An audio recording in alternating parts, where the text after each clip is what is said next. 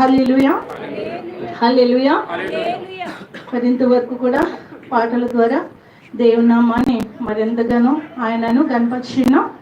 మరి ఈ గృహంలో కూడికి నిందు నిమిత్తం అయితే ఏర్పరిచారో మరి బిడ్డల ద్వారా సాక్ష్యం ద్వారా మనం అందరూ కూడా విందామండి.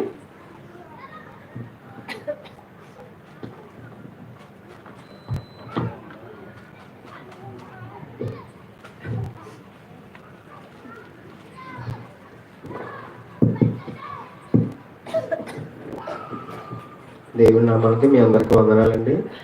మరి కూడి వచ్చిన సంఘ బిడ్డలందరికీ వందనాలు, పాస్టర్ గారికి మరి మాస్టర్ గారు అందరికీ కూడా వందనాలండి. మరి ఈరోజు మరి ఎందు నిమిత్తం మరి మీ అందరికీ తెలిసిందే, ఎందుకంటే నాన్నగారు ఇదే రోజునే లాస్ట్ సంవత్సరం మరి మన దేవుని నిద్రించున్నారని. మరి అయితే ఈరోజు సంవత్సరం మరి జ్ఞాపకార్థంగా మరి మేము ప్రార్థన పెట్టుకున్నాం. అయితే మేమైతే ఇంకా మామూలుగా వేరేగా, అంటే మేము అనుకున్నది వేరు, మరి ప్లాన్ చేసుకున్నది వేరు. అయితే కాకపోతే మరి అనుకోని రీతిలో మరి నాన్నమ్మ గారు కూడా ఇలా జరగడం మీకు తెలిసిన విషయమే. అయితే ఈరోజు కార్యక్రమం కూడా అక్కడ మళ్ళీ అన్ని పనులన్నీ చక్కబెట్టుకుని మళ్ళీ ఇక్కడికి వచ్చి మరి ఈరోజు ప్రార్థన కార్యక్రమం కోసమని మేము ఇలాగ మరి డాడీని జ్ఞాపకార్థంగా మరి పెట్టుకుని ఇలాగ కూడికి ఏర్పరచుకున్నామండి. మరి మేమైతే సంవత్సరంలో మరి చాలా ఇదిగా డాడీ లేని విషయంలో మరి మేము చాలా కోల్పోయామండి. మరి అయినప్పటికీ దేవుడు మాకు మంచి ధైర్యం ఇచ్చి అలాగే ముందుకి మమ్మల్ని నడిపించి, డాడీ లేకపోయినా కానీ ఒక దేవుడు ఏంటంటే మరి దేవుడి పిల్లలుగా ఆయన ముందుకి నడిపించుకున్నాడు. ఆ విధానాన్ని బట్టి దేవుడికి ఎంతో వందనాలు.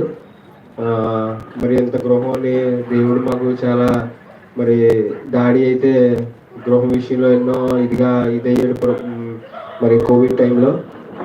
అలాగే కొన్ని విషయాల్లో డాడీ కూడా అనారోగ్యంతో కొన్ని మధ్యగా కొన్ని సందర్భాల్లో ఆయన కూడా ఎంతో బలహీనుడయ్యాడు. అయినప్పటికీ దేవుడు లేవనెత్తాడు. కానీ మరి అది ఏదేమైనా దేవుని చిత్తానికి మనం లోబడి ఉండాలి. మరి దేవుడు మరి గత సంవత్సరం స్టార్టింగ్లోనే మరి మా ఇంట్లో ఇలాగా జరగడం అది చాలా విచారకరమైన విషయం. మరి అప్పుడే సంవత్సరం గడిచిపోయిందంటే అది అసలు నమ్మశక్యం కానిది. ఎందుకంటే సంవత్సరం ఇలాగంటే అలాగా గడిచిపోయింది.